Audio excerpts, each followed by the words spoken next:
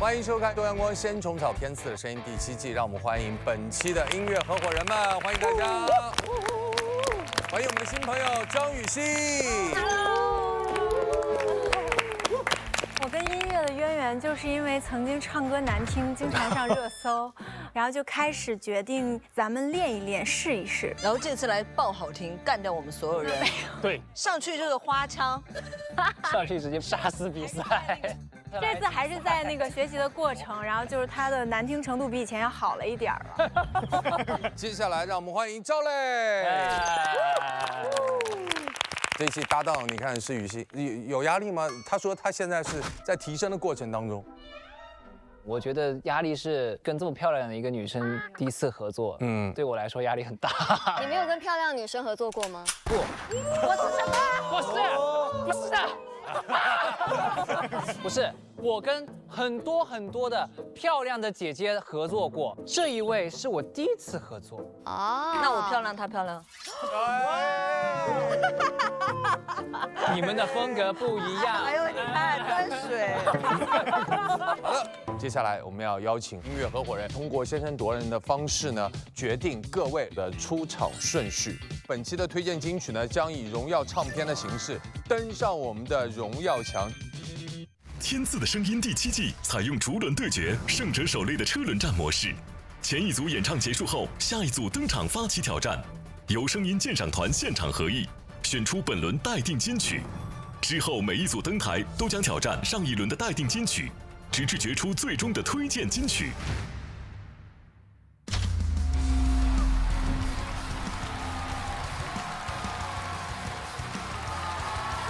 天赐健康瑰宝滋养音乐新生，欢迎收看浙江卫视大型励志音乐节目《天赐的声音》第7季，我是陈欢，向各位热爱音乐的你问好，大家好。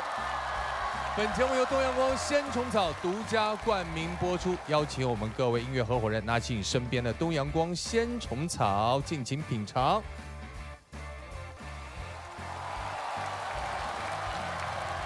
让我们有请第一组音乐合伙人登场，欢迎黄子弘凡及郭俊逸。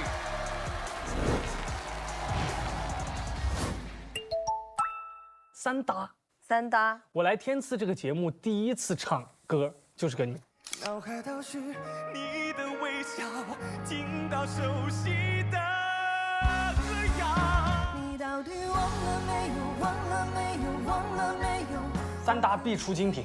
我觉得首先这首歌很适合我俩，无论是性格还是整个我们的舞台的这种表演的风格吧。龙比别的我们演绎的作品要更深层一些。对，因为当时有那个电影，对不对？这首歌其实是一首以爱的名义绑架，沉在海底发不出声音的那种绝望感，也是一首比较窒息的歌曲。因为我也遇到过这样的类似的这种打着爱我的那个名义，做了很多伤害我和压迫我的事情。对，然后一个人要花很长的一段时间去，真的。花了多久啊？差不多1年多2年。何止？哇，到现在都还有。在感情上，我不是一个特别聪明的人，会隔很久我才反应过来。我是一个自洽能力非常弱，然后就虽然看起来很强，但是我必须要靠身边的朋友来帮助我走出来，帮我开脱，帮我梳理，然后抚慰我。对。但是我想说的就是，我们每一个人都要接受你会遇到这样的黑暗的时刻，要允许自己在黑暗当中爬不起来，但是只能允许一段时间。对，过了这段时间，我该站起来，我觉得还是要站起来。对，所以我想今天这个舞台就是我告别那一段时刻的一首 ending 的曲目了。对，这一版的龙其实跟碧晨姐原来的那一版其实感觉是完全不一样的。因为碧晨姐呢，她是那种极致的绝望窒息感，而我们这次翻唱呢，我们就像是困住我们的牢笼，被我们努力去冲破，就是那一股劲儿，我觉得是我们这版本龙可能更想让大家感受到的。好短期啊，好累啊，好累啊， key 超高，和声超高，唱得我背脊发汗那种。我们俩都是舞台发挥型选手，只要往台上一站，音乐一起，观众一热情的欢呼，这歌已成。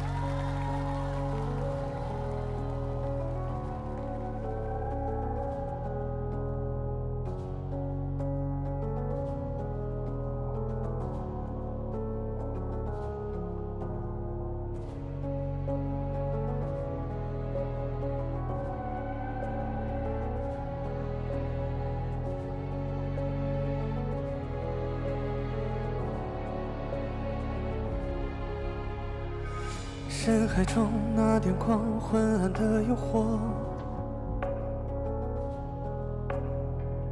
他以为抓得住名为爱的泡沫，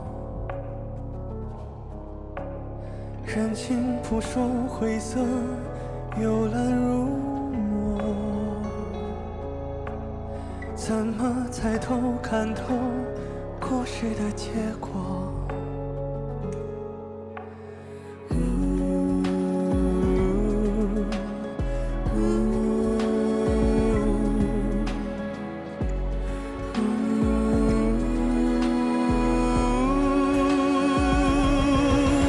为何绚烂叫人目空？为何爱我着与我牢笼？为何等待的徒劳无功？为何求人者也像困兽？越珍贵越浪费，致命的伤对谁亲密？越追问越无解，那有答案不过是昼夜都在笼中。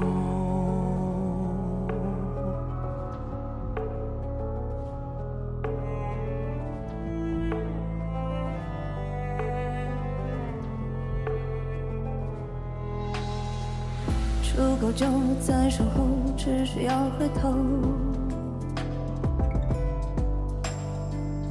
为什么人们却亲手上一把锁？不敢不得不受，求人自救。为爱为爱为爱，都只是为我。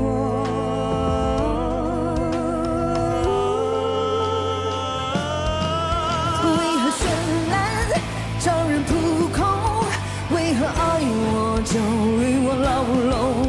为何等待都徒劳无功？为何求人就也像困兽？为什么越珍贵越浪费？致命的伤带谁亲密？越追问越无解，答案写在梦中，只为困住。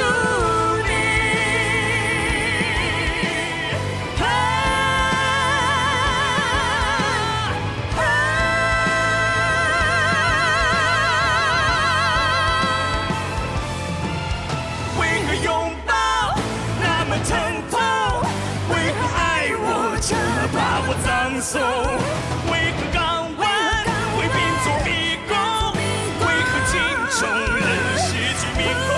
为什么越珍贵越浪费？致命的伤带谁亲密？越追问越无解，哪有答案不过是咒语？爱不爱我？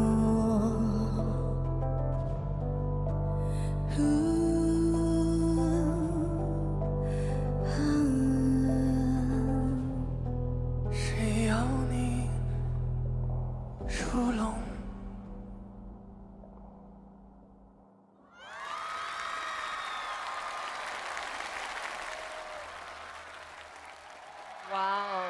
是猛啊！这也是2位第3次合作了。没错。我也想问一下吉克，在你眼中黄子，你看到他哪些变化和成长呢？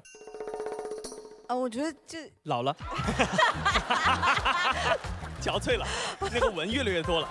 他成长好快啊！我们俩第一次合作的时候，就是找感觉找了很久，对不对？还真是。就那个时候是我们俩要商量着，就说，哎，我们怎么找这个状态？就是现在是他带着我找这个状态，对。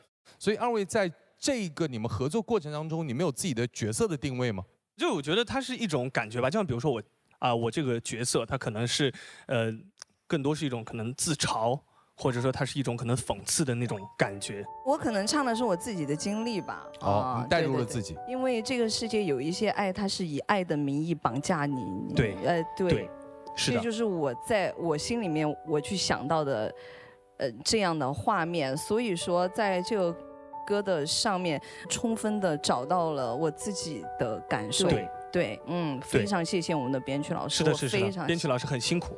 对。然后本来我们一开始当时也在可能有过一个商量的版本，说要不要有一个那个具象的一个龙的一个那个道具，或怎么样。但后来一想说，可能还是不要，因为那个它会固化那个人的方向跟想法。因为我们所表达那种，它不是那种纯粹的那种窒息的感觉。但是我们两个的这个版本呢，我觉得呢，我们的灯光其实给到了一些大的那种感觉。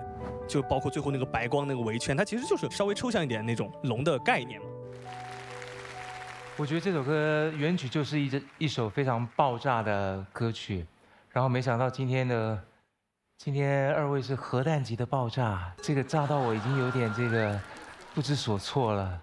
开头是黄子他这样子娓娓道来嘛，然后他在每一次句间的那个表情啊、乐句的设定之间啊，我觉得很有张力。结果吉克这把声音进来，真的是不遑多让哎！你不想让黄子哎，真的是这个，因为吉克他的声音有非常独特的那个味道，就跟碧晨唱出来的感觉是截然不同。可是我觉得这个威力不可小觑吧，对不对？当然，对非常好，很酷很帅。在我看来，二位可能是第3次合作，但是我是第1次看到2位合作，很惊艳。就是非常沉浸式的一个舞台。我觉得从黄子的第一个副歌出来，他的声音跟肢体的状态，我觉得是我很喜欢的表演。那个状态就立刻把我带进了情绪里面。然后吉克的部分反而是有一种手到擒来的感觉，就是好像很厉害，但是我不用费力。我觉得是从他的状态和声音都可以感受得到，真的非常的沉静，然后超级无敌喜欢。谢谢陈琳姐，谢谢。哇，我说实话，我觉得这首歌不是龙，是你们俩唱完我直接就被震聋的感觉。那个什么？是振聋发聩，你们知道吗？对。这一首歌就是2位在台上的表演，让我觉得特别像双生子。一开始黄子出来的那个感觉和那个张力，再加上那个吉克姐后面的那种抓住的感觉，就很帅。谢谢，不愧是第一个上来的。谢谢。接下来我们邀请建音团的老师，首先有请光光。这首《龙》原版在短视频平台相关话题播放量已达86亿，是绝对的爆款悲情神曲。黄子弘凡此次表现高音区稳定度达到98%，完美展现了声音穿透力。吉克隽逸也贡献了精准的嗓音控制。整体来看，由于2人的音色特质过于独立，在合唱部分容易产生高频段的抢屏现象，整体听感上偶尔会呈现出声音的博弈与拉扯，在一定程度上削弱了情感表达的内敛与交融感。机器和人最大的差别就是它可以听到频率的叠加，但是它无法感受频率叠加背后的感情。然后我说说2位的演唱吧。吉克，其实我看你来天赐的舞台，上一季你来的时候我正好不在，就是等于是前年我看过你的舞台，你进步真的太大了。在今天我听你唱这种爆发力强的歌，我听到了很多非常小的变化的细节，我觉得这真是一个对你来说长足的进步。然后我接下来说黄子，我想给你提一点小小的意见，就是在 A 段一开始这个开头进来的时候，其实你选择了一种很悲伤、很失落的唱法，你把每一句歌词唱的这个字头啊都很软，假设我们要有一种冲破牢笼的态度，我会认为你主歌第一段字头咬得狠一点，在这首歌里面，我觉得就差那么一点点，特别遗憾，让我感觉。好的，好的，好的，没问题。我又有不同的看法了。我在听你们舞台的过程中，我给了很多评语。在结束以后，听你们讲设计的逻辑以后，全部推翻了。我在第一行字写的是皇子是极客的龙，为什么这么说呢？因为就极客而言，他在舞台上的张力至少有40%的空间没有发挥出来。但是听完你们说你们想要和原版做出不一样的改变，我觉得我可能一开始在看你们舞台的时候脑补脑得太过了。皇子，我觉得你很稳定，我觉得你很扎实，但是你知道想延伸的形容词是什么吗？是无趣。我觉得你第一段的诉说感太准了，你的声音给我的那个样子就是一个龙。我觉得是不是你拿起话筒以后，你就有点太专注把歌唱好这个事情，反而丧失掉了一些自然的感受？你觉得呢？就不用你觉得，我先说。我觉得我跟你有完全不一样的看法。我觉得他 A 段必须唱得准，或者说整个这首歌的行进的律动，它没有给你特别散的空间。如果这个东西不准，它情绪的 build up 它没法做，就导致它主歌的第二段它没有办法爆发。所以刚才你说那个准，我是不太同意的。我是觉得我们在认真听一首歌，我在享受音乐，你在旁边又脑补又记东西的，我觉得就是你应该去先好好的听歌，我是这么认为。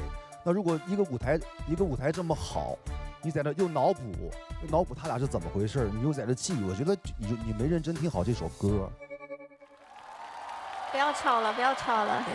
谢谢老师们的这个想法。反正我是觉得，我特别喜欢我跟今天 Momoko 在舞台上的这个表演，我觉得是我们状态最好的一次，然后也是我们想表达给大家的。那每个人大家可能站的角度不一样，所看到的东西不一样，但无论如何写，就希望大家喜欢。对。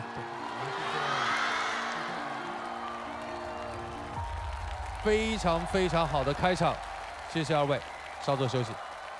接下来向龙发起挑战的音乐合伙人是，让我们掌声欢迎杨宗纬、岳云鹏，加油！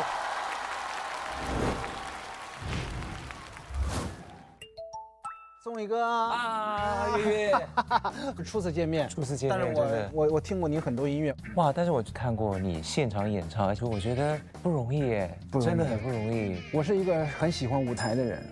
上次我看了很多的评论，当然了，夸文哥的是多的，但是表扬我的也不少。没想到第一次的效果那么好，那次是给了我很大的信心，这次就会更有压力，因为是跟杨宗纬。欢喜就好，他对人生的这个感悟，我觉得挺多的。比方说，你买了车，觉得你这个车不够炫；买了房子，但是不够豪宅。每个人都在不同的阶段想要收获更多的东西。对，人的烦恼大多是来自欲望。对，他这首歌教你就是不要想那么多，高兴多中，欢喜就好。像我在刚入行的时候就会特别执着，钻牛角尖。但是你们现在看我，其实很多东西都比较释放，也比较放下，就是抱着那种心态啊，欢喜就好。很多东西就是不是不在乎，是你要用另外一种心情去面对，反而会得到你想要的东西。我目前最大的压力就是这个发音的问题。某种程度，它已经算是闽南语的 rap， 是吧？对。只是不配播，欢喜就好。这次宗纬哥就全程的帮我调这调那，像一个大哥哥一样。我的发音，您觉得没太牛？我真的，谁敢站上来跟我唱这个？对。这次跟岳云鹏合唱这首《欢喜就好》，非常非常期待。希望不留遗憾在这个台上。肯定的。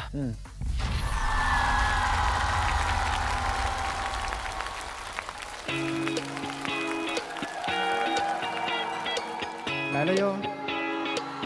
准备好了吗？拍起来！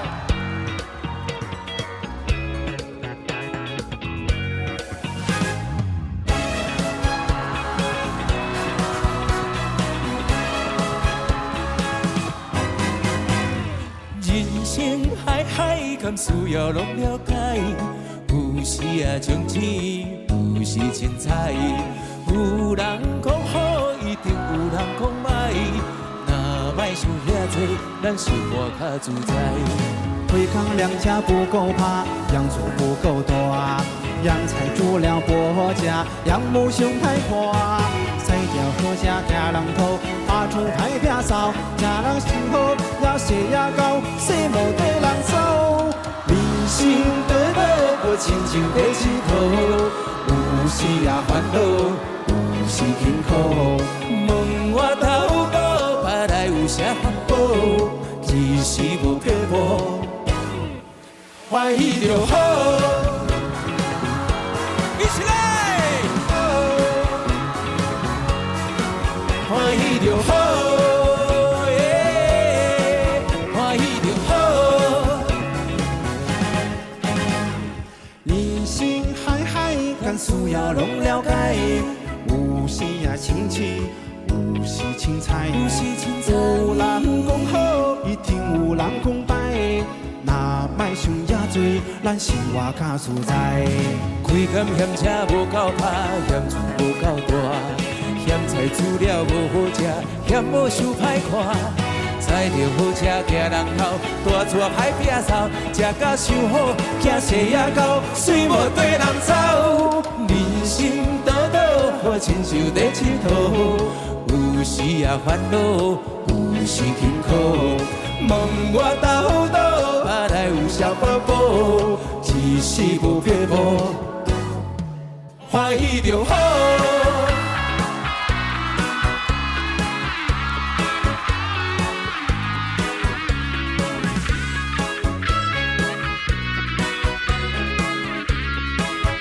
一起来好吗？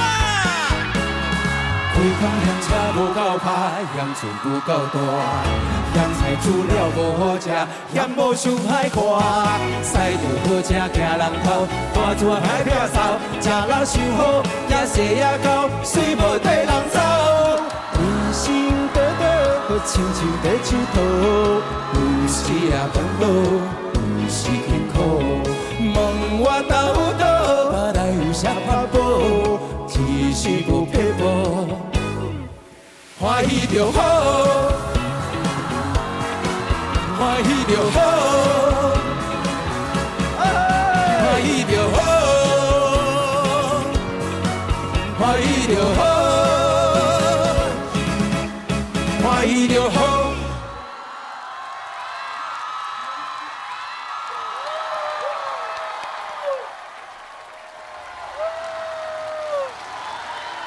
爱你们，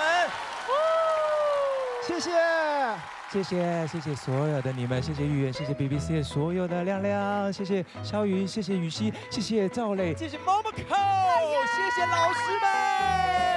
哇，演唱会到此结束，再见。哎，自己还做升降机啊！咱俩一起来，谢谢，谢谢。因为这首歌叫《欢喜就好》，我觉得一定要开心，一定要感染大家。对，所以我在上台之前，我就跟月月讲说，没关系，我们就燥起来，放轻松，不要想太多。对，就燥起来。每一个人在上面，因为天赐的舞台非常庄重，非常严谨，大家就会怀抱着一个很紧张，然后很怎么讲，很紧缩的一个状态。是。那我觉得这首歌其实是必须要把开心的心情传递给大家，你们说对吗？对，来全场一起，欢喜就好。你说学4个字很容易，我们要唱整首，所以我想问一下小月，你本来就会闽南语吗？不会，我是河南人。对，河南人学闽南语，你怎么学的？我是一个字一个字扒的。最早我听过这首歌，很好听，但是我觉得我应该唱不了，然后我就没有刻意的去学。但是这次节目组说让我跟宗伟哥合作这首歌，我完全不想错过这次机会啊。那怎么办？我就一个字一个字给它扒下来了。哎呦，就是按照我的弄小抄了，真的是一个字一个字哦。大伙儿可以看到刚才那个字幕，就是宗伟哥的那个字幕，我是看不懂的，我那个字幕是我也看不懂。好，我们随便给一个，就给这个，我们来看看啊。那个黄色的是我的，黄色的是你的，这个是你自己一个字一个字扒下来的，一个字一个字扒下来的，背了4、5天。龟缸两家不够怕，样足不够大。那个大字儿我找不到那个字儿。样才煮了，波加样目胸太夸，划出排啪扫，那个啪我也找不到那个字儿。排啪。推卡两家不够八，样足不够多，样才煮了波加样目胸太夸。再丢好吃加人头，大做排啪扫，加个上好，也水也高，水无对人走。感觉就本地人的感觉啊。接下来呢，我们也要把这个闽南语的这个教学的指挥棒交到宗伟哥手里啊！你要听一下啊。好的，先邀请吉克隽逸。我们一起好吧，来，3、2、1，一起，来5、6、7，哎，一起嗨嗨，甘肃要弄了解，无锡啊亲戚，无锡青菜。哇，10分真的很标准哎。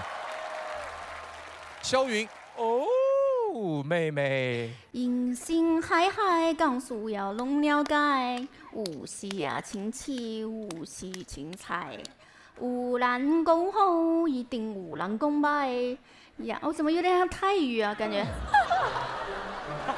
是的，有一点像。越唱越不对呀。不知道大家有没有一个认知，其实闽南语歌它也算是广义的这个华语乐坛的一部分，而且是一个很大的部分，像潮汕啊，还有哪里泉州啊、台湾这些是不是都算于不可或缺的一部分？是的，因为我特别去看了一下这个月月他在那个演唱会上唱那个闽南语歌的那个爱情的骗子。对，我就觉得很难得，因为我自己想说，我自己也是作为一个沐浴在这个闽南语的环境当中的一个人，所以我想说，我是不是能在这个舞台呈现出一首闽南语歌这样子？所以也是觅到了知音了。是的，觅到了知音，对。其实我看到那个吉克姐站起来的时候，我也忍受不了了。真的，你没有坐得住哦！我从这头跑去那头，多远啊！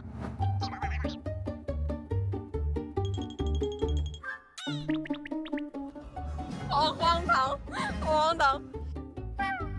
我觉得其实这首歌我特别能感受到来自天赐这个舞台的不一样的友好吧。我觉得其实来到这儿，我每一次总感觉就是我好像是来考试的，但是我看了2位老师的舞台，我觉得我可以放下一些特别紧张的部分，真的给我很好的缓解掉了压力。谢谢，太棒了，谢谢玉妍。这个舞台很有趣哈，因为一般来讲，在天赐舞台，大家都想说怎么把技术发挥到极致，把高音发挥到极致，编曲改编。但今天这首歌就很像在天赐的舞台上给我们做了一次格式化，给大家换了个脑子。其实给你带来这种切实的开心，我觉得也是非常厉害的，也是天赐的声音。谢谢你们，谢谢。岳云鹏其实第一个舞台《依赖爱情故事》啊，那一次就留下非常深刻的印象，而且那一次不管是我们现场还是线下，数据都非常非常好。我也没想到这首歌一定也会非常好。月儿，相信我，一定要多来，天赐太适合你了。多来，别哭，别哭。没有，有点感动，有点感动。这个不只是郝蕾的意见啊，这也是我的意见，多来。谢谢哥哥，谢谢。对我是觉得就是。你对音乐的感觉，包括对这种放松的这种就欢乐的这种人生态度，从人生路漫漫到这首歌，其实一直都在。因为这种东西，它其实与其是唱歌，不如说是唱人。因为你是这么一个人，所以你能唱这样的歌。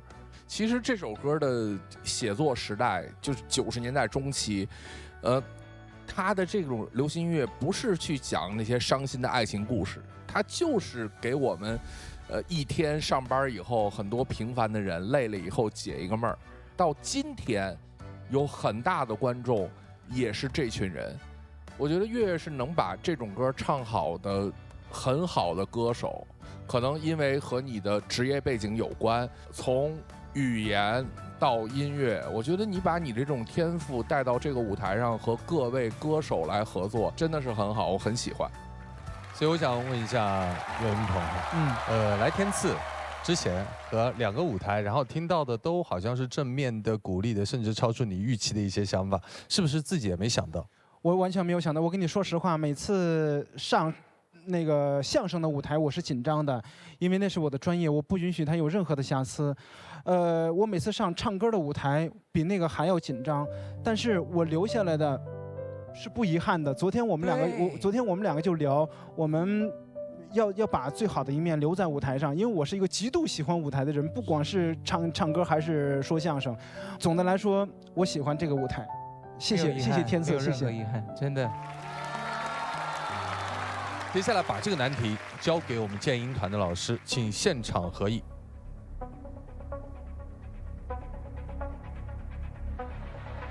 我觉得欢喜就好更好。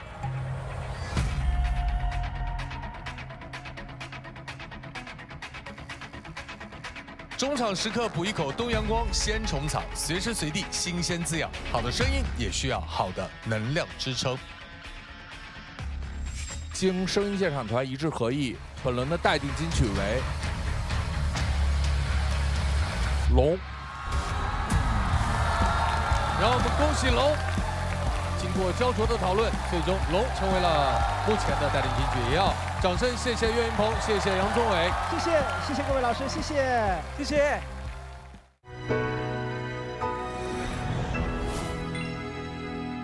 接下来继续向《龙》这首歌发起挑战的音乐合伙人是，让我们欢迎周笔畅、于语言，加油！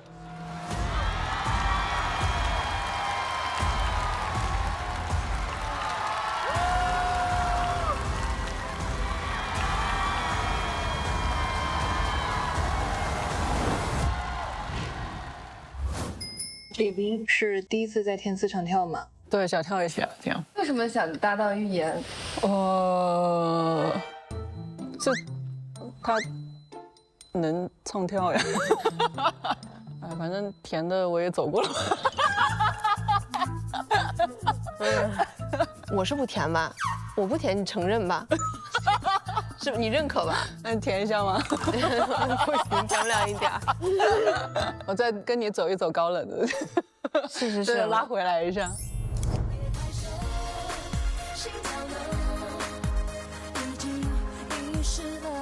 这首歌是一种抒情舞曲，但是现在可能就是改变了很多。我们把原有的 bridge 拿掉，然后做成了 rap 的段落。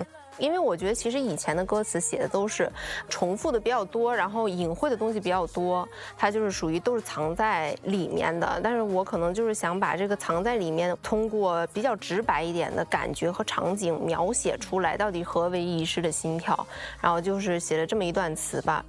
然后把它的速度稍微提了提，然后整体的这个歌曲的风格可能会更偏强烈一点。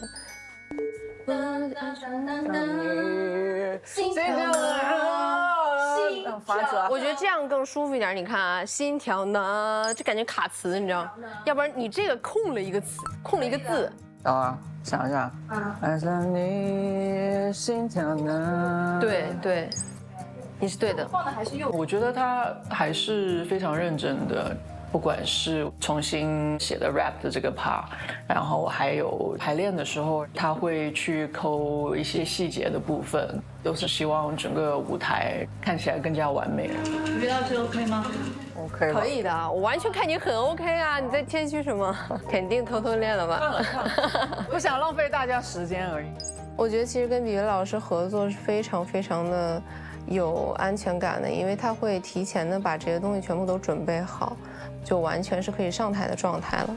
再来一遍吧，还有一遍，再来一遍，我们这里走一遍，改完了以后我们就再来一遍，我们再来一遍吧。我们的认真程度可以拿金曲。对，只是带认真程度。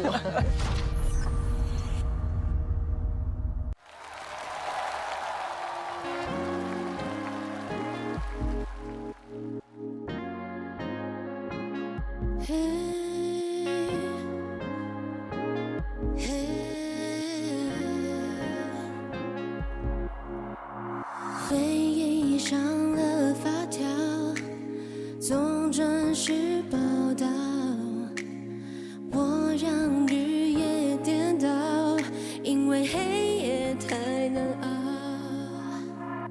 总以为哭过就好，梦和现实对调，穿越了城市的喧闹。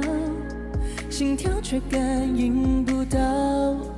夜太深，心跳呢，已经遗失了，不见了。爱上你，心跳呢，慢慢停止了，不爱了。你紧紧拥抱我入睡，曾经是永恒的画面，心痛着你的爱，残酷的纪念。Tears fall on my face, this is sad, for the pieces the love we hate. 散落一地拥抱，像是在宣告，不等答案揭晓，我选择潇洒走掉。把假重新打扫，用香水味改掉，但寂寞像是一场海啸，心跳被吞噬掉。夜太深，心跳呢，已经遗失了，不见了。爱上你，心跳呢，慢慢停止了，不爱了。你紧紧拥抱我入睡，曾经是永恒的画面，心痛着你的爱，残酷的纪念。呼吸声满了关牌，像多久过的简单，这是芒果耳畔，脑袋的全是旧日子的片段，想念是褪色的底片，写下来只是空白一片，既想到真，平时看不见，一碰就蔓延。每次声带不像话，还是心跳声太大，当时没说出的话，就让余生替他吧。分离把我拆成了两半，一半走远，一半彷徨。我想也许答案总在选择后才会明白。夜太深，心跳呢，已经遗失了，不见了。爱上你，心跳呢，慢慢和谁了，心碎了。就算快乐再也找不到，就算永远变成了玩笑，我努力找到我遗失的心跳。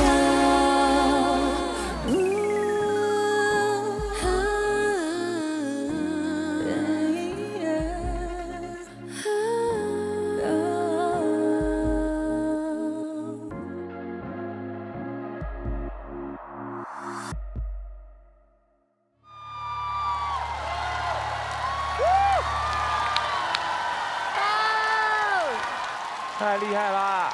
哇，了不得，比比，什么原因？是被预言影响了吗？怎么开始唱跳起来了？啊，就是因为有他，然后所以才敢在这个舞台唱跳啊！哎呦，哎呦，哎呦呦呦！那评价一下比比刚才的唱跳，你觉得？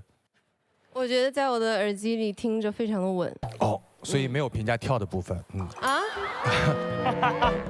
不是，因为其实跳的部分我们已经蕊过很多次了，就是我的导演就会说让我夸夸比比老师，我说这还用夸吗？人家本身就很棒啊。都看得出来，打破了我们很多刻板印象哈。比比，所以这次唱跳，你觉得对你来说是一次挑战吗？哎，不算了。哦，对对对，这个比20%多一点点吧。哪这一点点，你是200了，你这超纲了，对。哇，天哪，那黄子评价一下吧，因为黄子毕竟是从0唱跳到我们天赐以后，现在40%唱跳。因为人家比比姐她的那个天赋，就本来起点就在那儿，你知道吧？而且最主要，我觉得两个人融合得很好，因为两个人跳舞最主要的一个是配合，啊，其次我会觉得是跳舞的那种状态，无论是表情管理啊、肢体的那种松弛的流畅，但是刚好又到位，然后同时呢又没有那些奇奇怪怪的小动作，哎，我说的全是自己的，就是跳舞的时候会出现的毛病。对，那我会觉得只要做到这些，完全就是一个很厉害的 dancer 在台上来的。比比姐就是只是平时她懒得跳而已，一跳哇迷死所有人，真是。就我觉得超喜欢这个舞台，然后那个激光，哇，就是全场都是，就感觉都已经照到隔壁棚了。Sorry。哎，小玉，我们刚才有那个灯光吗？啊，那个灯光我们没有，对不对？对，我们也没有灯光，不公平。我也想要一个 DJ 版。对呀，这样即刻怎么这样子？真的？对啊，BB 已经够，你已经够千面女郎，你还那么卷，你讲相声吗？下面是在你们的灯光激光为什么用那么多？对呀，不公平，一点也不公平，太不公平了吧？对呀，表现还这么好，这么稳定，真是的，凭什么？凭什么？会讲会唱，这是吐槽大会了，是不是？现在是画风突然跑偏了，该吐槽舞美了，没有办法。感谢灯光老师。没有了，真的是太棒了，太棒了，太棒了，太漂亮了，真的。然后我觉得真的是万千风情，然后也把这首歌呈现的特别的，完全是不一样的风貌。所以我真的觉得说，天赐需要各种非常不同，而且够震撼的舞台。我觉得，就BB跟玉圆真的都做得非常棒，太棒了，谢谢，谢谢。好，问一下雨欣，你会唱跳吗？你唱歌过程当中会有舞蹈的动作加入？我唱跳非常不太行，但是我刚刚看到他们两位，我能够感受到这个舞台，它首先非常非常养眼，再就是两个人在跳舞的时候的那个情绪特别特别饱满，就是可以让我像我这种观众能够感受到这个里面它的那种风情还有拉扯。哇，风情你都能感受到了，就是那个这风情，感觉特风情。我们从舞台角度去讨论这个作品啊，首先这个作品是萧亚轩的一个代表作啊，大家对这个歌其实全面度非常高，也非常熟悉。按理说两个人带来这样的一个今天这个作品是没有什么太多惊喜，尤其是预言，因为对他来讲这是他的一个安全区的作品，反倒是BB让我觉得非常的了不起，就是你们俩在台中间 solo 的时候，按理说在这样的作品当中应该是看到预言会多些，但是不知道为什么我一直在盯着你看，就是因为可能我。就是在舞台上面跳的太少了，所以大家可能会没有，就是因为你之前可能没有表达你有这样的一面给我们，对，所以对你没有期待，但是没想到真的是跳得非常好，而且其实你最厉害的一点就是你并没有用非常大的动作去表达，反倒动作小小，但是我都觉得都是非常到位的。对，今天这个作品，预言是基本盘，基本上有预言在这个舞台就不会差，但是BB今天也把这个舞台表现得非常好。谢谢你们。这首歌应该得有个10几年了，我觉得。但是我觉得呢，老歌杀出重围这件事情还是蛮有意思的。就比方我们把老歌搬到了我们的天赐的舞台上，经过了这么样的一个演绎，我觉得特别好。所以我也希望多看到一些老歌翻唱改编的一些舞台。对，好，谢谢。接下来就到了我们要进行选择的时刻了，有请建一条老师现场合影。我觉得龙更好。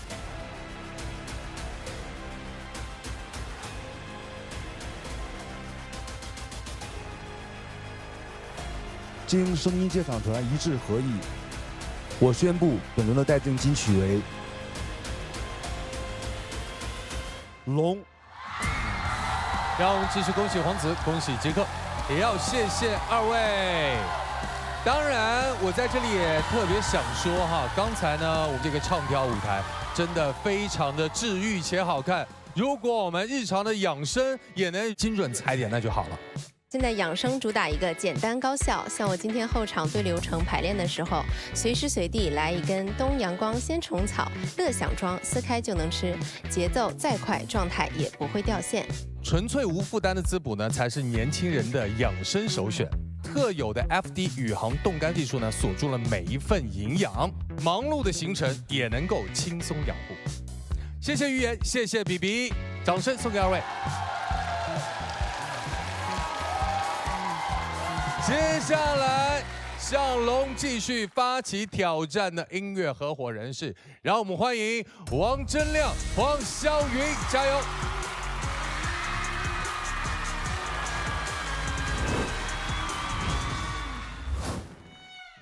哇哦，终于跟肖云一起合作了！哇，终于跟亮哥一起合作了。我想过很多次我们合作的各种个案舞台，但是打死也没想到我们会唱这首歌。我觉得就是一场演出刚刚好。是否有相似的同感？这首歌其实是中国的原创的音乐剧的一段上段。我当时其实拿到这个歌的时候啊，我觉得压力蛮大的。音乐剧和这个流行圈可能也是两个完全不一样的圈儿。对，就是我们要唱音乐剧可得小心了，很怕，因为很多音乐剧的这些音乐剧的喜欢看音乐剧的就会应该很严格了。而且这首歌在最近的音乐圈里面都是很出圈的一首歌。因为它是一个音乐剧的歌，音乐剧唱法跟流行唱法区别很大的。音乐剧可能会唱得更加有情绪，更加的夸张一点。我去搜寻了这部剧的音乐剧的一些片段，了解到了这部剧的整体的精神的状态，也跟肖允沟通怎么样去呈现。毕竟我们不是一个专业的音乐剧演员，怎么样去表现这种饱满的唱腔和舞台的张力，难度是非常非常大的。我们也可以稍微唱演一下下。你是不是上一次空心这个演好了，这个感觉啊来劲儿了？来劲，确实来劲了。就想借着天赐的机会，能够去尝试一下音乐剧的片段，我觉得也非常好。而且之前的那个片段很短，我觉得再加一段之后呢，做一些层次上的一些递进，可以加个咏叹调。哦，你说的什么？贵州话。哦，说的是意大利语。意大利。跟亮哥聊到，觉得这首歌里面可能缺一个很高的一个爆发点，所以就想说加入一段亨德尔的阿尔契纳里面的咏叹调。我希望它有一个爆发点呢，其次我也希望把这个歌名融合一下吧。我加的这首歌的歌名叫做《渴望你回到我身边》吧，就是想说是女主渴望回到正常的生活这样。把音乐剧搬到天赐的舞台，我们的压力是蛮大的，因为我们唱这首歌的话，其实很多的喜欢音乐剧的，甚至于这些演员们，他们都会来看这个舞台。希望我们能够把这种压力变成动力，知难而上的去挑战一下吧。对。排练间隙，犒劳自己，每日鲜虫草，吃出好状态，让身心无负担。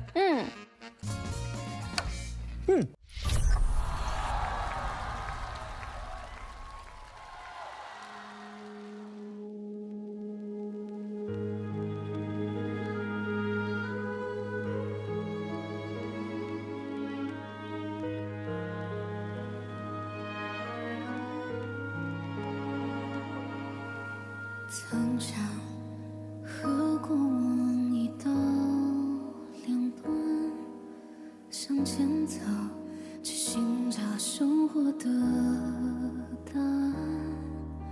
罪孽他已替我承担，却是信念崩塌的开端。此刻一切已尘埃落定，向前走，彼此不必再恐惧。我们守护共同的秘密，这是我生命中的片刻欢喜。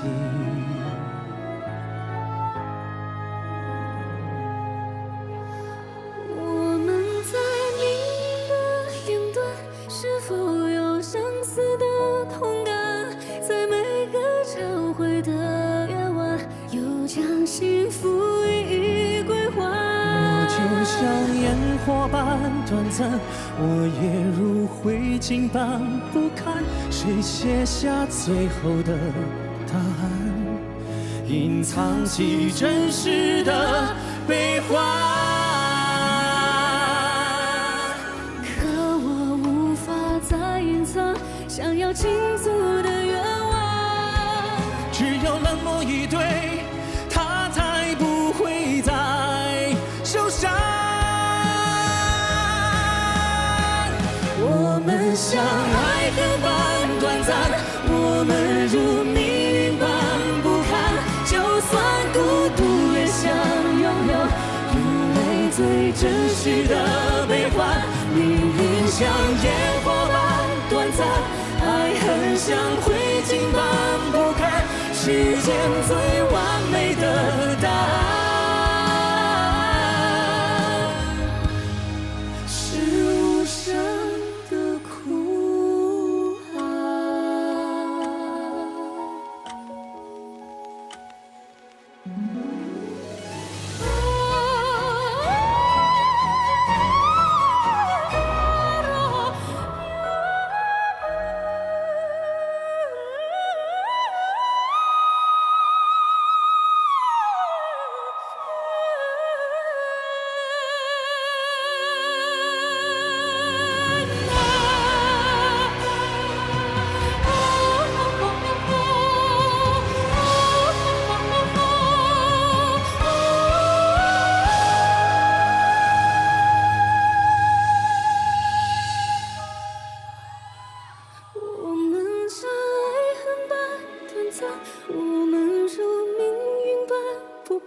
就算孤独，也想拥有人类最真实的悲欢。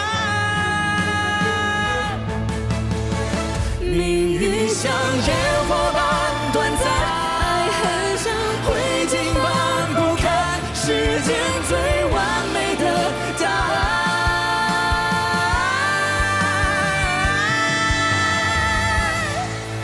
是无声的哭喊。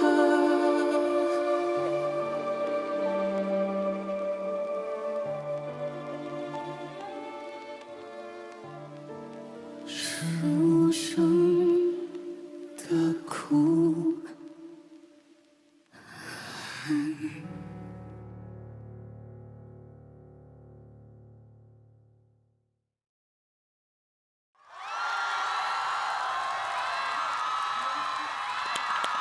天哪！哇哦！我的个天哪！我的个这个不金曲真的天理难容了，太厉害了吧！我的妈呀！怎么陈琳无声的哭喊啊？谁让你讲出来？哇哇哇！这首歌实在太震撼了，我们看到震撼到让杨丞琳直接泪洒当场。他们唱太好了，真的，可能我也对这两位有一些感情吧，因为这两位真的算是我在天赐当中，我真的觉得是数一数二的非常厉害的高机能跟声音条件很好的男生和女生。然后刚刚他们的那个演绎，真的我不知道，我就一直在头皮发麻，然后起鸡皮疙瘩。我觉得我好像就会变得表达力会变弱，因为那个感性面太突出了。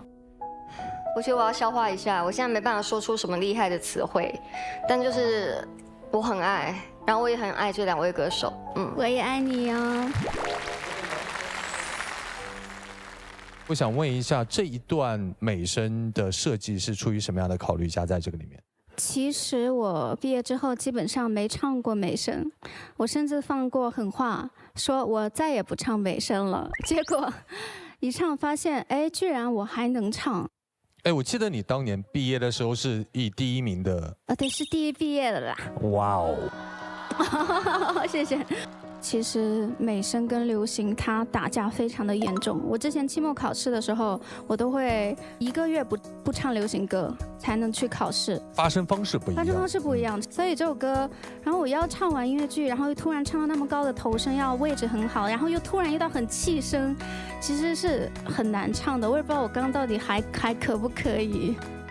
超好，谢谢。这个音乐的话，我特别要介绍一下，这个音乐剧的所有的音乐全部都是由我们中国音乐剧原创的，所以首先呢，能够为我们中国的音乐剧有这么好的音乐，有这么多创作者为这个中国音乐剧在付出，然后为他们点赞。然后，所以他那段其实是非常抽离的。肖云要从演唱上面，刚才跟我的情感里面，突然就很神圣的一种光，因为其实那个是亨德尔的那个花腔嘛，咏叹调，咏叹调，其实他写的也是对，也是关于爱和喜欢的。对的，他是渴望你回到我身边的这个名字。对。歌名里面其实。我觉得代指的是女主渴望回归的正常生活。那我希望通过这样的方式，能够加深那种命运的无力感。哇，其实内心大家我想感受是一样的，很复杂的。所以我觉得我们也是有些贪心了，我们想再邀请肖云，再给我们多一些。可以啊。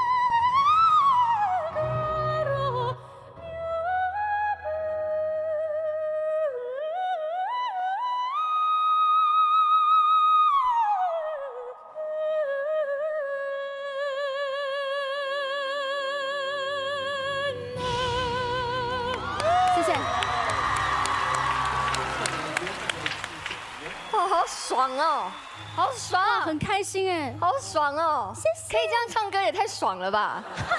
好羡慕他的技能，真的是。你很厉害啊！羡慕。没办法这样唱，这样听也很爽哎。这个只能羡慕来的，但是这个花大量的时间去训练，非常非常多，而且它是意大利语嘛，还要学那个那个弹舌。哇天哪！我是觉得二位今天的整个舞台，我觉得真的是堪称配合上的完美。其实第一段副歌结束的那里，这个时候肖云用他的这个花腔，然后中间整个那个管弦乐团出来。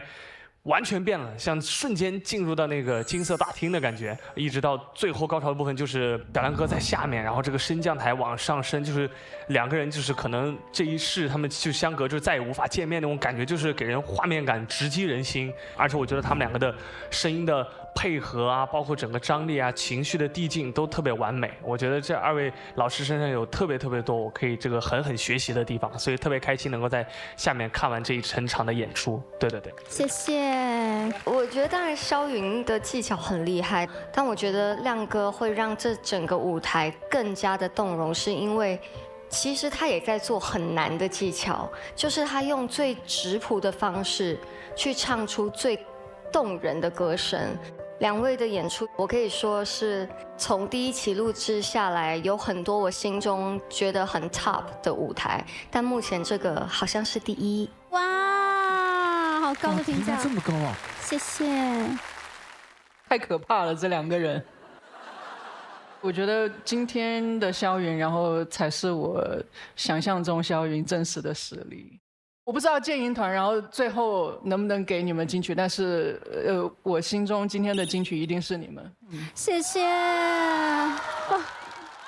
这个舞台，让我有一个特别强的冲动，就是说，如果我们要向世界宣布什么是中国歌手，这个舞台可以告诉全世界，这就是中国歌手。我们能从亮哥的声音听到，其实亮哥选择了一些特别危险的唱法，但是依然特别敬业的完成了所有的演唱，我觉得值得敬佩。然后肖云，我特别能理解为什么你说有一段时间特别不想用美声。我想对你说的是，你不用管别人怎么说，任何人质疑你或者是说你技术方面的东西，纯粹是他办不到，这是你的东西，你爱唱就唱，你不唱就不唱。这个舞台如果要是输给龙，我多少会有点不高兴的。确实。谢谢老师。讲实话，我不是很喜欢这个舞台，因为它太卷了。你搞成这样的话，接下来下一场大家该怎么准备作品？非常卷。但是我想要看到这个舞台上大家有这样的卷的状态。如果唱美声，你要是有一段时间不唱的话，它是达不到这种颗粒感的。说明肖云一直都有练，他没有放弃自己的本专业，这个非常难得。今天这个作品，我觉得不管是从舞台演绎上，然后包括舞台的深度和宽度，都有了一个新的一个变化，我自己非常喜欢。谢谢郝磊哥。接下来有请剑鹰团现场合影。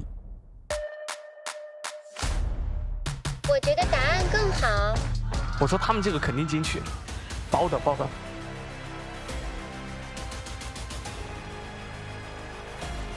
透心凉，心飞扬，活出你的爽，雪碧酷爽时刻。喝雪碧，做个爽人吧。下面有请声音鉴赏团代表公布合议结果。经声音鉴赏团一致合议，本轮的待定金曲为答案。谢谢。恭喜肖云，恭喜王铮亮。好，二位赶紧好好休息。接下来向答案发起冲击的音乐合伙人是，让我们欢迎赵雷、张雨绮。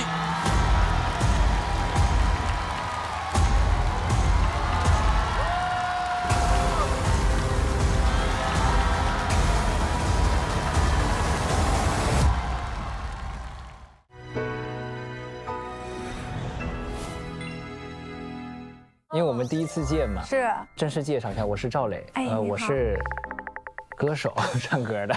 你好，我是张雨绮，就平时以演员居多，现在刚刚开始学习唱歌。大家认识我应该是会以演员的身份多一点，但是其实2年前我就立志要好好的学一下唱歌，在工作之余的话，加倍的学习了唱歌这件事情。现在有机会能够来到天赐的舞台，希望大家能够喜欢我唱歌吧。就我们这一次唱那个猜不透嘛，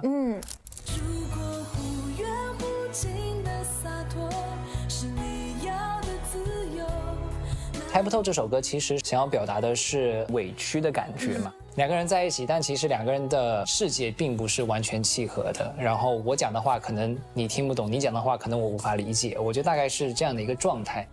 因为这一次呢，它的后面的编曲比较有律动性嘛，我觉得可以在里面稍微加一些舞蹈的动作。明白了。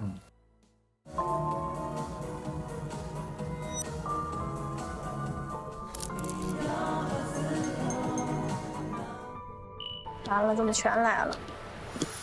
来批了。接下来要解决的问题就是你俩在台上不认识的问题。我们俩要认识，要很认识，而且要互动。因为我们2个人第一次见面嘛，对对方都比较陌生，但是一上来又要去合作这么 close 的模式，就有点放不开，默契还不够啊。还是挺干的，要不然就整点动作吧。就是他这后边感觉不太顺，有没有？这手有点勾勾了。对，我觉得有点。那怎么办呢？完了，这是要来那个大捣乱来了，那种恐惧和焦虑还有压力逐渐加剧。早了，要再来一遍吗？那再来一遍吧，多练一遍是一遍。因为我知道这个舞台上大家都是非常专业的歌手，我也知道我是一个正在学习的过程，通过跟大家的接触，如果能有一点进步就好了。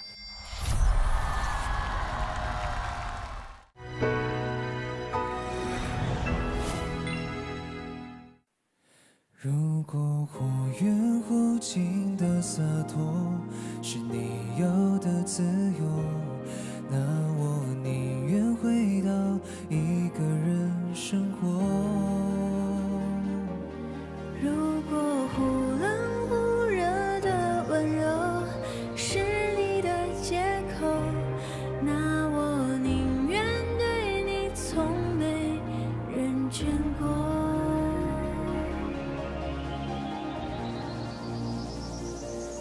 猜不透，你最近是好是坏的沉默。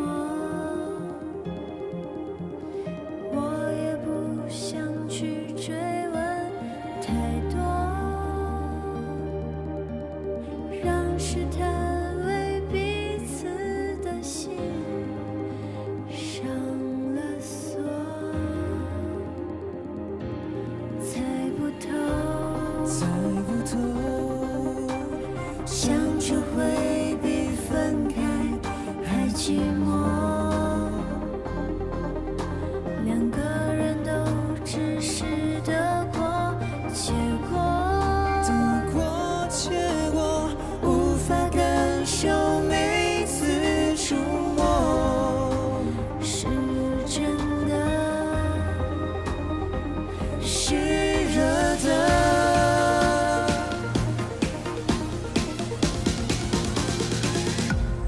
如果忽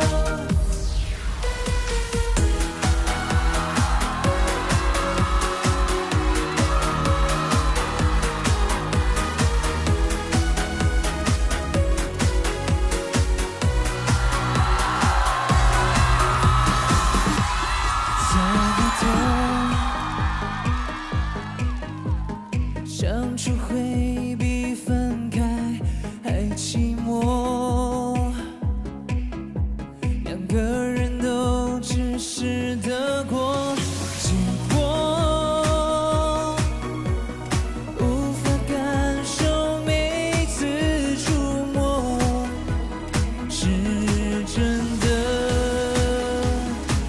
是热的。如果不愿无尽的洒脱是你要的自由，那我宁愿回到一个人生活。如果忽冷忽热的温柔是你的借口，那我宁愿对你从没认真过。到底这感觉谁对谁错，我已不想追究。越是在乎的人，越是猜不透。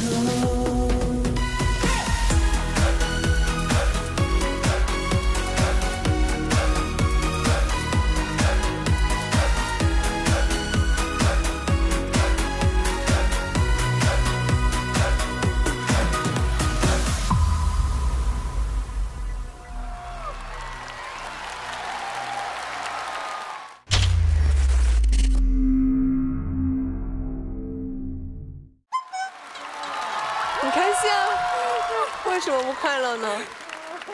哎，对于雨熙来说是第一次站上天赐的主舞台。是的，是的。哎，之前看到那么优秀的音乐合伙人，不断的有没有给你一些施压的感觉？在我刚刚接到我可以来到天赐的声音的时候，我的经纪人问我说：“雨熙敢去吗？”我说：“去，特想去。”那个时候完全没过脑子。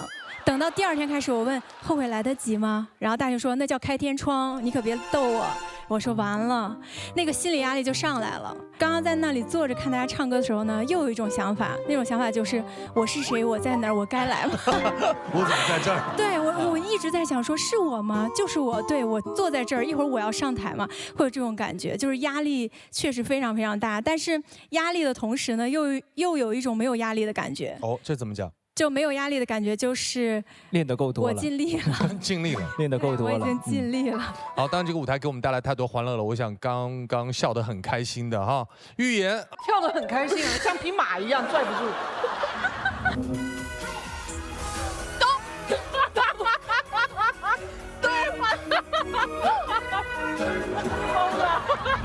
没有，就是很开心啊！这种舞台谁看了不开心啊？我能看10遍，我吃饭看，我洗漱看，我就是快乐。24小时干啊！对，我就想让那个 PA 老师把那个音量给我调大，怼起来，多好啊！我觉得特别快乐。雨熙她的和音，她真的非常非常的，我相信她做了相当多的功课。她刚才的和音真的，我仔细听都没有任何一个漏缺。对，谢谢那老师。我当然知道说他上台确实是会有一些紧张，但是我觉得刚刚那些都是瑕不掩瑜的。你们互相烘托，真的彼此在支持着彼此，我觉得这是这首歌最大的动力来源。所以你们呈现出来的这个画面是相当美好的，所以一定要相信自己。对，谢谢。所以我想问一下雨熙，为这个舞台，包括这些和声，其实是真的需要训练的。你有专门找声乐老师给你来练这段？对，我是有找老师一直在练，然后我拿到歌之后，我练真的可以说得上是惨不忍睹，非常非常吓人。然后那天晚上唱完之后非常郁闷，我想说这不是完了吗？要来捣大乱了的感觉。但是后来我确实现在也感觉到，至少是在我身上有一部分的量变产生了一点点的质变，就是至少现在和声可能能唱一些了，然后节拍虽然还是会不稳，但是可能不会出很大的空缺这样。接下来交给我们建音团了，先有请光光。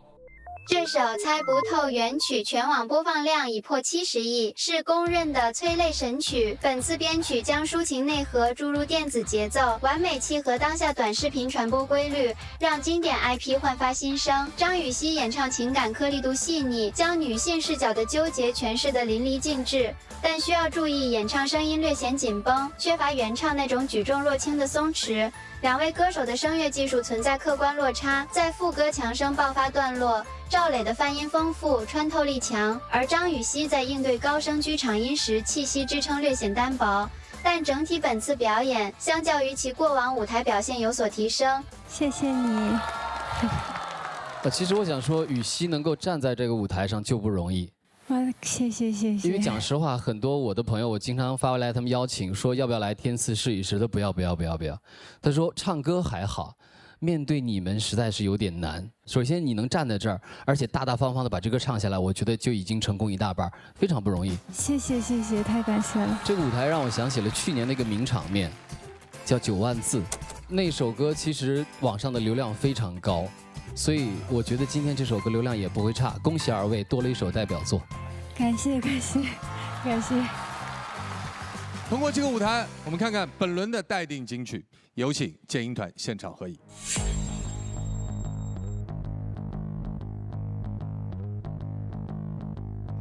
我觉得答案更好。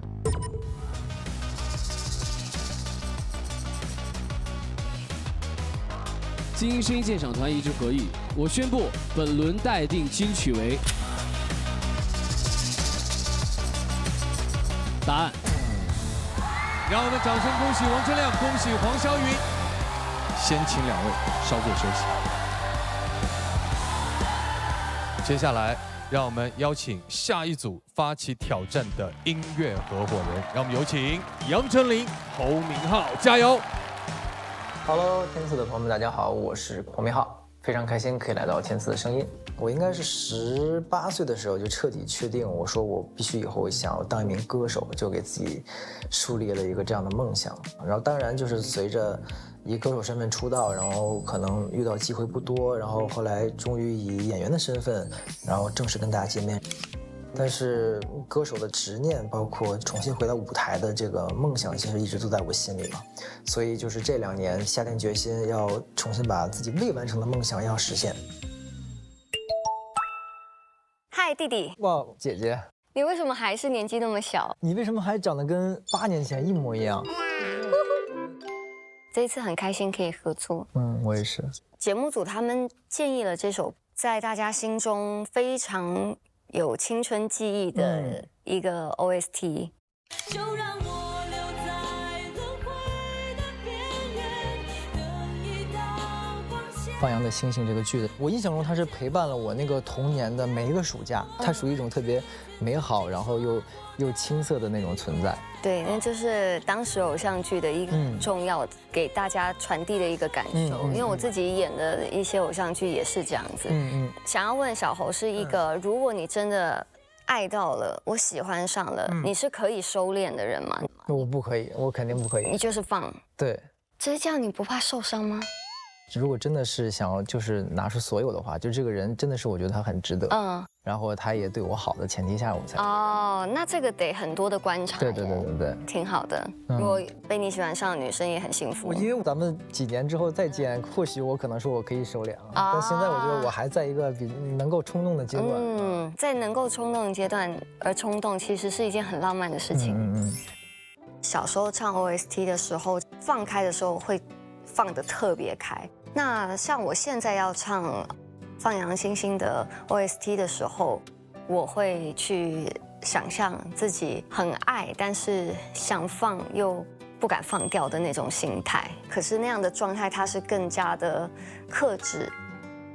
对，我们这首歌还加了一段 bridge， 这是原曲没有的。对，那种夏夜的执念。当时那个仲夏夜之星是属于定情信物嘛，可以把大家重新带回当时那个故事当中。然后第2句，当时这个男主是属于这个女主的10000种可能。然后情深要如何收敛？我觉得这个就是歌词的意境是非常好的，就是它可以让喜欢这首歌的一些听众朋友可以直接带回当时的那个记忆里，它也可以让没有看过这个电视剧的大家会被这个歌词的氛围所打动。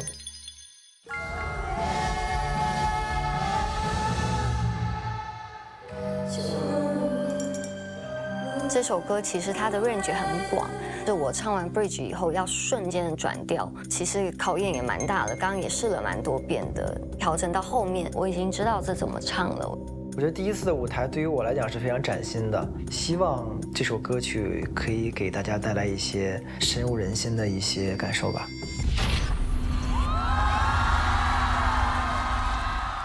挑战天赐舞台必须脑体状态全开，懂配方的妈妈选君乐宝，配方全面，脑体双优。下面进入高能竞演时刻。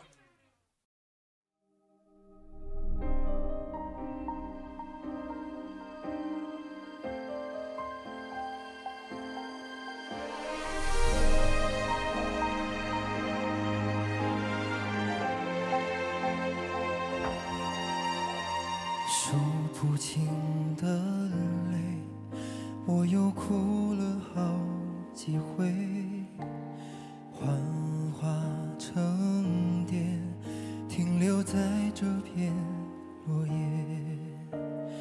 被风化的雪埋藏在千年以前，我用尽一生的思念，只为等着你出现。回忆渐渐凋谢，落在我身边，唤不醒原来还跳动的画面，就让我留在轮回的边缘，等一道光线，看见某年某月我们之间曾经说过的语言，就让它带走你的那瞬间，成为我们的纪念。谁能发现我的世界曾经有过你的脸？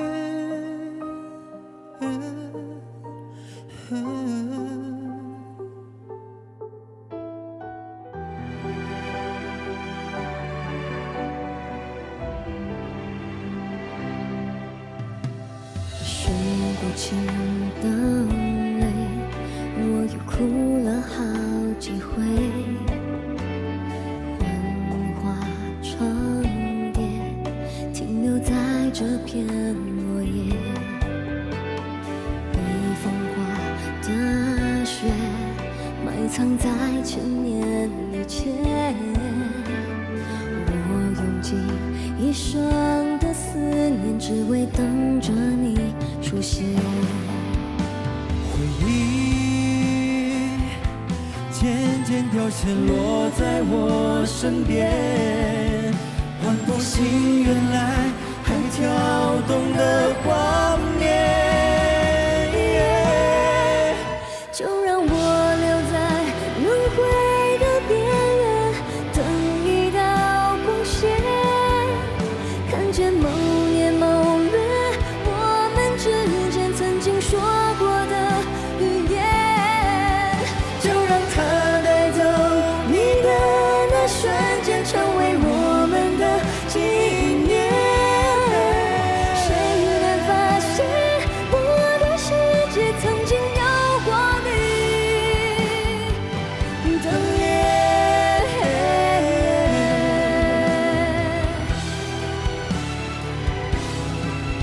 那种夏夜的执念，一万种可能的宣言，琴弦要如何收敛？就让我留在轮回的边缘，等一道光线，看见某年某月我们之间曾经有过的语言，就让它带走你的那瞬间，成为我们的纪念。谁能发现我的世界曾经有过你的脸？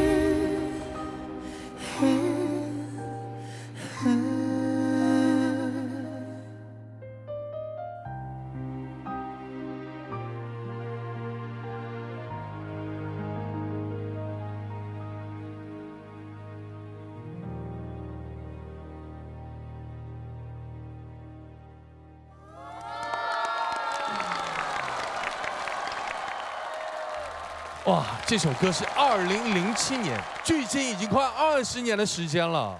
所以陈琳对这首歌是有印象和故事的吗？其实我没有，因为这首歌在播的时候，我自己也在演戏，我应该是在跟这部戏对打吧。原来是竞品啊，当时。对对对，所以我当时应该是有自己的剧、自己的歌，但是因为《放羊星星》也非常的火，所以这首 OST 其实就算没有非常熟悉，但是你对它的旋律一定有点印象。我想问一下洪明昊，今天跟陈琳合作下来，你什么感受？最大的感触就是，我觉得它会让我非常的沉浸。对，包括我们从彩排到接触这首歌曲，其实没有过多的设定，我们一定是在一个什么角色，所以就没有刻意的去设计一些动作，好像要怎么样去肢体互动，而是就是认真的在聆听对方的声音。因为我们当时就是彩排就互看了嘛，我就说那不如就看吧，就看到最后一刻。可是大部分的人其实是会害羞对视的，但是好险我从小看过很多帅哥，因为就是我以前演的戏的男主角也是非常的帅，然后就是很专注于他的美貌这样。我是看害羞了，我承认我害羞了。你有看过陈琳的哪些剧有印象吗？我没有记错的话是《恶魔在身边》。小侯看的时候他才8岁，哇，是很小很小的时候。我其实看了陈琳老师很多的剧，然后我看着陈琳老师在台上唱歌，有一种陪伴着我的女主角，然后在台上唱着属于自己的故事那种感慨的感觉吧，就是心里感觉很不一样。谢谢，我很感动哎。因为我真的觉得过去演这些偶像剧陪伴很多人的青春，因为过去自己的耕耘，然后大家居然到现在还可以记得，所以我很感谢。你知道吗，陈琳，我特别喜欢你，就是最后一段那句歌词叫做"情深要如何收敛"的那个练。我一听到他这样子如此具有爆发力的那个语句啊，或者是智慧啊，我那个心就突然暂停了几下，这样子。我真的很喜欢你那种爆发的感觉。小侯，你是真的一个很有实力的新生代歌手。没有，真的。然后你再这样铺陈下来，把这个陈琳的情绪给带动起来的时候，我那个时候心跳真的暂停了。千万不要暂停。所以我就觉得说，不行，我要赶快活过来，我要赶快听完这样。非常谢谢你们带来这首歌，好好听哦，很喜欢，谢谢你们。我觉得不光唱得好听，这个舞台设计的也非常棒。真的，小侯弟弟今年应该是很小，但是你唱歌很有爆发力。谢谢，我也不小了，就是快30了。什么表情？都快30了。哥，我可以方便？我都40多了，你别管我了。哦 ，OK。你俩加起来，我感觉像40来岁，真的都很年轻，都很有爆发力，很好听，真的非常好。我想问一下二位，这首歌后半部分是不是多了一段词啊？对，多了一个 bridge 的对，多了一个桥段，对，是的，对，这个是原曲没有的，特地为了天赐的舞台写的。我特别好，对，特别好，我觉得这很有一个新的创造啊。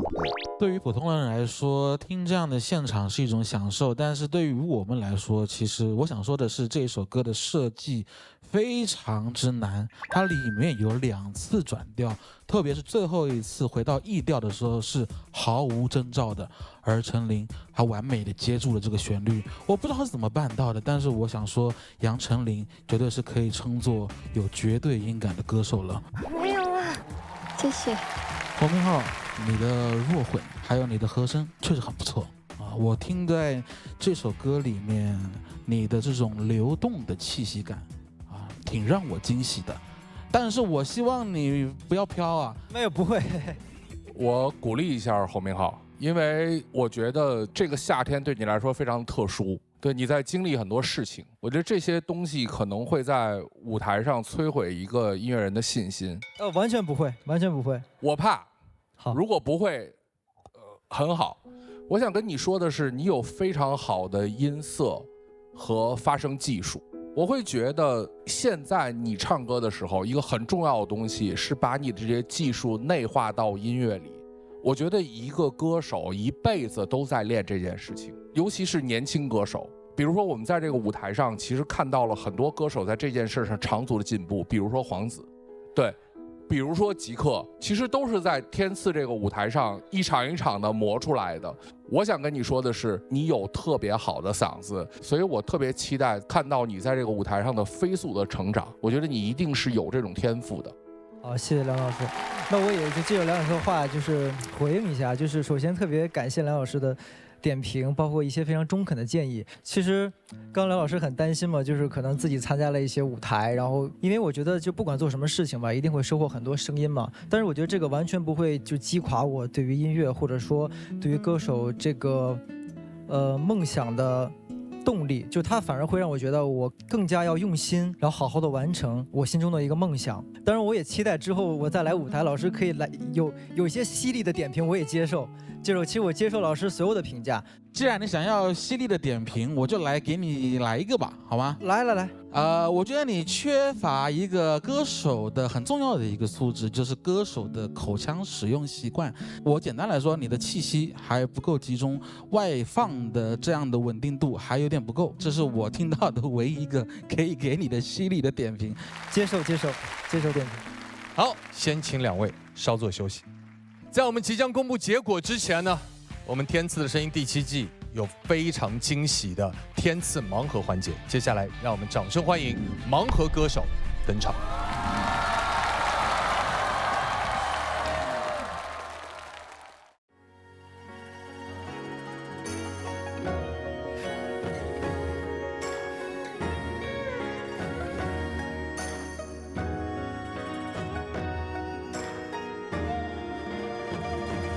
朝气息，心自轻寒意。一念无悲喜，浊杯酒相寄。长夜凄凄，一轮明月似佩玉。照彻天地，却难再遇你。情欲暂驻泪染，光阴一逝难回转。灯火渐散，笔墨不敢沾。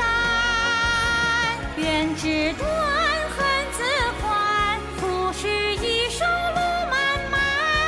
情花水轻拂山川，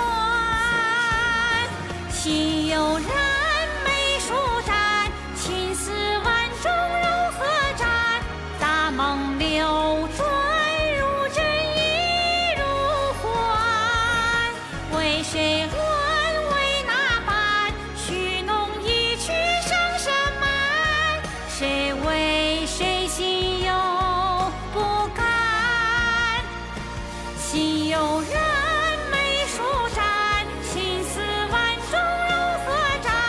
大梦流转如真亦如幻，为谁乱为哪般？许弄一曲声声满，谁为谁心有不甘？相思成欢。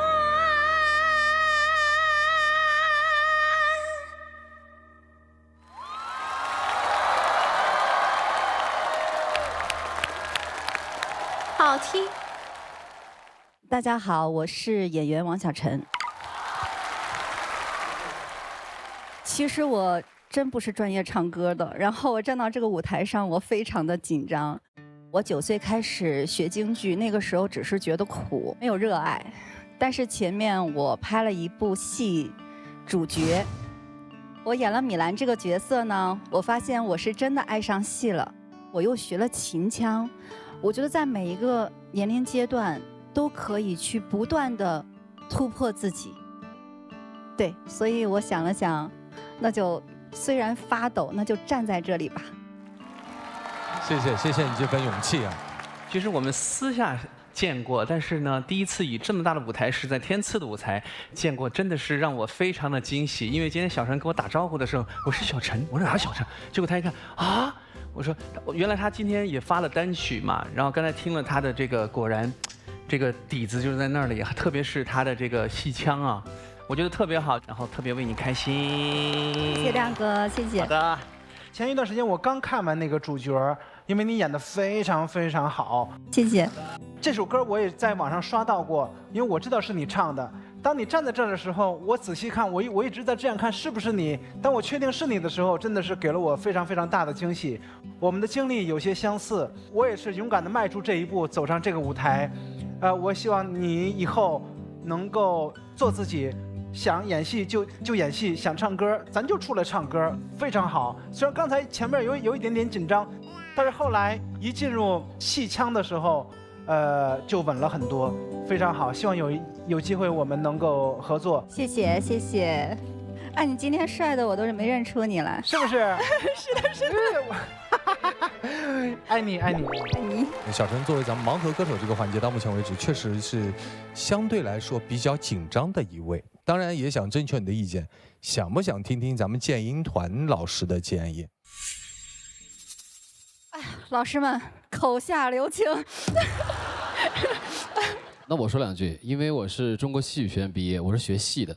哦，对，所以你刚才出来唱了2句的时候，我是真是觉得是不容易的，因为其实旦角里面他唱的时候要含了一口气，这口气对于这个唱腔来讲是非常重要的。我觉得这个舞台对于你现在的这个叫副业来讲的话，我觉得已经做得非常非常好了。谢谢老师，继续加油，谢谢，谢谢你鼓励我。所以想问一下小陈，你作为副业想把这个副业转正吗？因为我可能一直就是一个不太自信的人，但是如果别人还喜欢我唱的歌的话，我愿意。好的，所以我们也期待着小陈来到天赐，下一次可能是以音乐合伙人的身份登上我们的舞台，有机会。祝福你，小陈，也希望你的演艺事业越来越好。谢谢，谢谢您，谢谢，谢谢大家。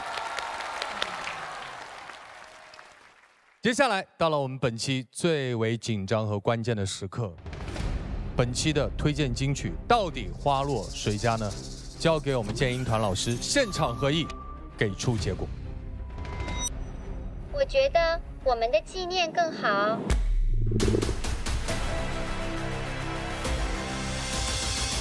经声音鉴赏团一致合议，我宣布本期的推荐金曲为。答案。让我们掌声恭喜王铮亮，恭喜黄霄云，有请2位来到舞台。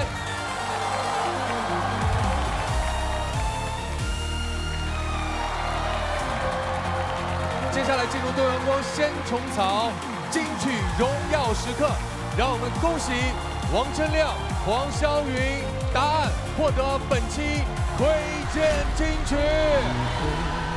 请接受来自斗阳光先虫草的3重荣耀加冕，日照金山礼盒致敬天赐之声，金色唱片刻录永恒天赐之声，以及这枚内置了原声高光片段的先生荣耀 AI 勋章，正如我们斗阳光鲜虫草一样，锁住每一份鲜活营养。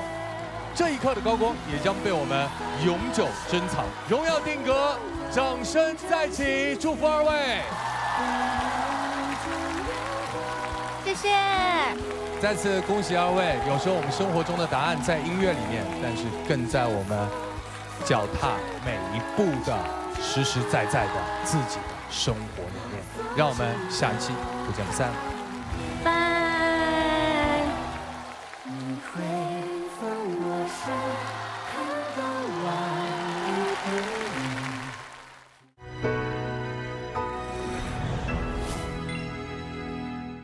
欢迎收看浙江卫视大型励志音乐节目《天赐的声音》第7季，这是天赐的声音。好，那你继续夸吧。待会儿麻烦夸我的时候也要这样啊。因为我没有听过小明哥唱歌，就他真的是跟我想象的完全。是还停留在脑袋套的阶段吗？啊！我盲猜一下，这也是今晚的金曲候选歌之一。你不用猜，你能定。微博搜索“天赐的声音”话题页参与讨论，观看更多节目精彩内容，还有嘉宾独家福利放送。